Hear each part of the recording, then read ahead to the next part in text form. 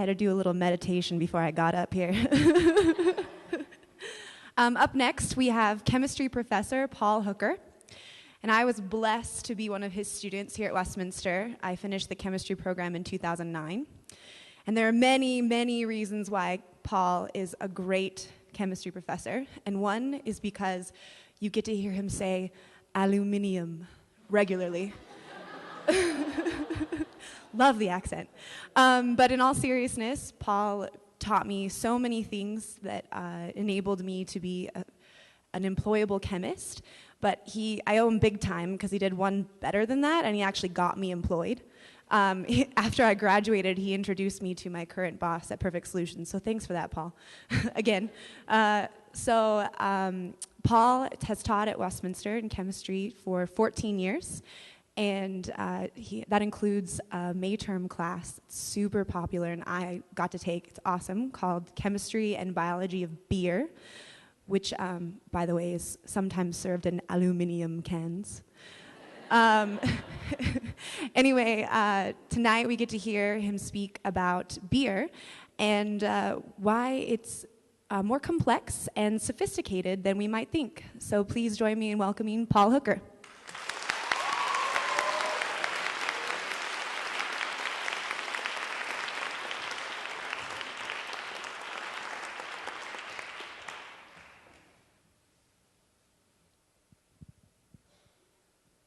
Good evening.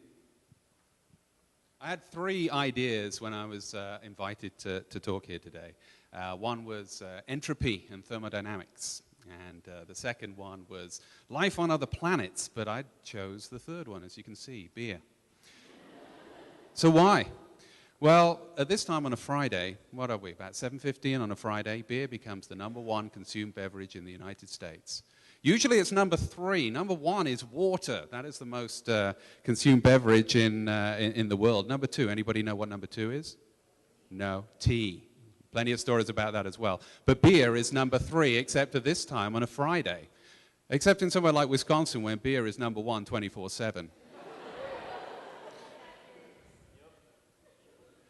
Is this what you think about when you think about beer drinkers? Do you think beer should really be classified as a sophisticated beverage? Does it give you credibility? Well, it certainly gives you maybe manual dexterity, as the person on the left can attest to. When you imagine someone suave and cool like James Bond walking into a casino, what do you think he's going to order? Bud Light, shaken not stirred? No. It's vodka martini, isn't it? But what I'm going to do is I'm going to make a case that maybe beer is maybe a bit kind of put down upon by maybe some of the other beverages, and it really is a noble beverage. Now, in order to be a noble beverage, you've got to have a noble history, and beer certainly does have a history.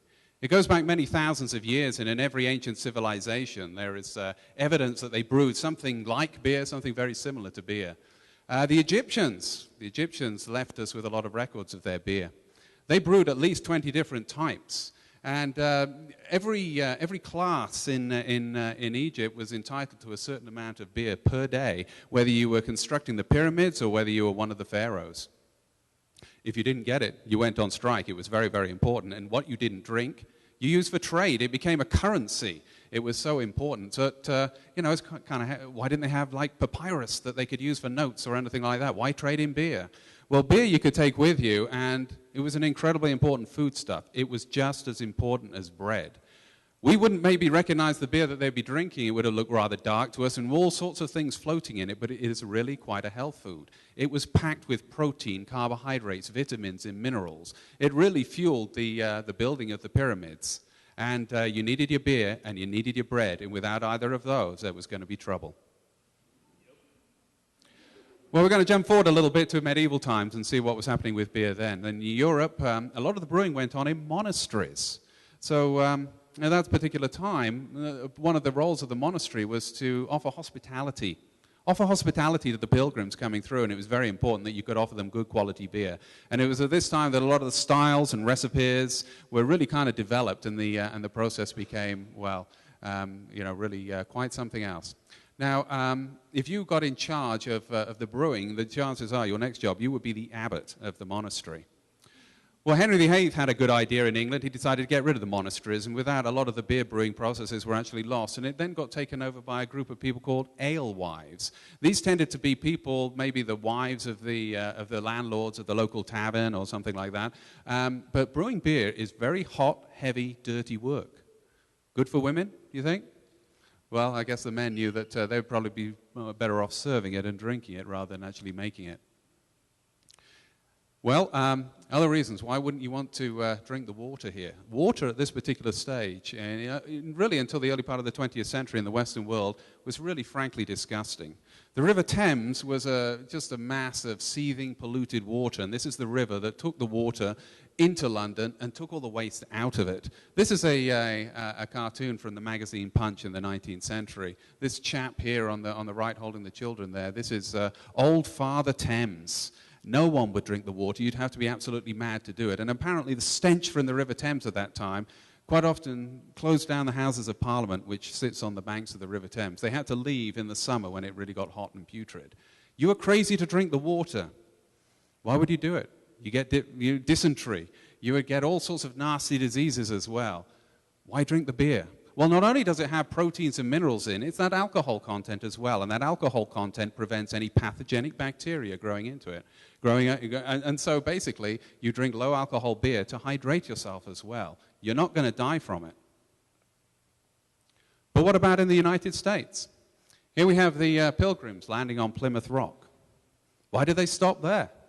They were heading off to Virginia, apparently, but they decided to stop off a little bit early, and the reason they did that, the beer ran out on board.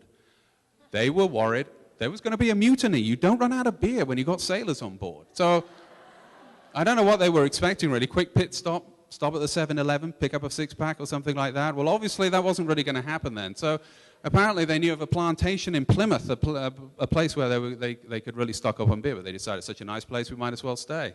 They built their chapels, they built their brew houses as the second most important building. And so what happened? With all of this immigration from the old world, from Germany, from Belgium, from England, there was a lot of art and craft in brewing. But that was lost, and one word sums it up, really: prohibition. There were a lot of independent brewers before Prohibition, but after the 11 years or so, only the strong survived, very, very few. I mean, what were you going to make? You could market very, very low alcohol beer. There were companies that marketed the yeast they got from the processes, and there were companies that marketed malt beverages as well. But by the end of Prohibition, most had actually gone. And this is what we're left with. It is yellow, it is fizzy, and it contains alcohol. You know what? If I can coin a phrase now, I'm going to kind of patent this one: abstinence beer.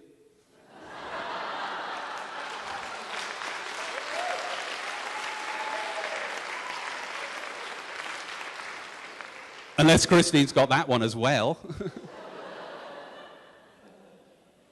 Well, with only a few companies, the idea of making money out of this, their business model, is to make as much beer as possible and market it to everybody, and this is what you're left with.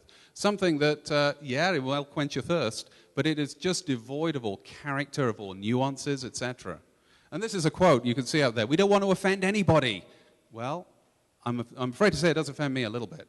Now, I don't want to pick on Bud or Coors or anything like that, because you go out, you're 90 degrees, working in the yard, and ice-cold beer is really what the doctor ordered. But you do not serve this for dinner. Well, something about bittering in beer. Hops are the ingredients in beer that add bitterness to it. And these are the ones you react to. When you wake to your 21st birthday to have your first beer ever, and you wonder what all the fuss is about, really, because you've been brought up on soda and Coke, and it's like, whoa, I wonder what this mystical substance is. And you take your first drink of beer and you think, oh my goodness, has everybody been having me on? And they ask you if you like it, and you go, yeah, this is really good, isn't it, you know? It grows on you, though. It really grows on you. Hops are unique to beer. They're unique to more or less anything. I can't think of any other ingredient that they're actually used, and they produce the bitterness in beer, and it balances with the malty sweetness that you have as well. Well, the bitterness in beer is measured in what are called international bittering units, and often on brews you'll find this written on the can, aluminum can, and the bottle as well. Budweiser used to be at about 40 IBUs, and when your grandpa says, Bud used to be better in my day, he's probably right. It was much more bitter and had much more flavor in those days. But focus groups have decided that this is not a good thing. and it produces what is called palate fatigue. Bitter beer produces palate fatigue. If you drink a lot of India Pale Ales, that bitterness builds up in your mouth, and what you find out, well, after one, yeah, great, after two, I'm done. But not something like Bud, something which is very, very low bitterness. You can carry on drinking and drinking and drinking it, and that's why it's sold in 12 packs and 24 packs as well. But what happens in the United States when things are going like that? You guys have a revolution. And it usually revolves around something like tea or the Boston Tea Party or something like this. But there's been a revolution in beer as well, and this began in the mid-1980s. It started off in the Pacific Northwest, Seattle, Portland, and there was this huge growth of microbreweries and craft brews, etc. Brew pubs. It didn't pass by Salt Lake City either. Great example of this is Greg Scherf, who came from Madison and had this brilliant idea in the 80s to start brewing, really, all the Wasatch beers in Salt Lake City. Everybody thought he was absolutely crazy, but obviously it's really taken off. And now, the good thing about it is that in this industry, we're not tied down to the beers from England or the beers from Belgium. What has happened now is there is a bigger diversity in beer in the United States compared to anywhere else in the world. What we have now is something really quite unique. Beers that are now should be and could be paired with foods. Well, a little bit on the brewing process. What you see up in the top left-hand corner is malted barley. You'll see it all comes in all sorts of different varieties and flavors as well, and all different colors. It wouldn't surprise you that that dark stuff right on the left, that goes in to make chocolate stouts and oatmeal stouts, and we get very light color beers as well, pilsners, lagers, etc. The next little graphic that we have up there is the mashing process. You've got to extract all of the sugars from there as well. Let those enzymes kick up. You steep it in warm water for about an hour or so, and you're going to extract all of the malt or sugars from there. And then you boil it, and you add the hops, pitch the yeast. Put the yeast in there and let it kind of ferment for a couple of weeks, and then let it clear, and then it's ready to drink. But this gives an amazing palate for an artist, a brewmaster to play with. What they can create out of this is almost a limitless type of number of absolutely fantastic beers. Much more so than wine, where you just have grapes. Heard of beer connoisseurs? Wine connoisseurs, absolutely, but there are plenty of beer connoisseurs. The difference between a beer connoisseur and a wine connoisseur, beer connoisseurs swallow their drink, wine connoisseurs simply spit it out. But you should be able to go to a brew pub and order a beer, order a meal, and you should be able to pair the beer with the meal. They should be able to guide you that way. This is the best beer in the world, apparently. It's brewed by Trappist monks in Belgium, and it'll set you back $84.99 for a six-pack. You get 2 free glasses as well, so that's pretty good, isn't it? It's only been on sale in the United States in about 2 times, so it's really hard to get. The only other way to get it is to, well, buy a ticket to Belgium, turn up at the monastery, make an appointment. If you don't, they won't sell it to you, and they will sell you a six-pack there. But apparently the monastery is crumbling a little bit, so they're going to be selling this a little bit more. Apparently the best beer in the world. But next time you go to a brew pub, okay, please take some of their samples. Taste some of the diverse beers that you can get into the United States. Otherwise, it will be you that will be staying thirsty, my friends. Thank you.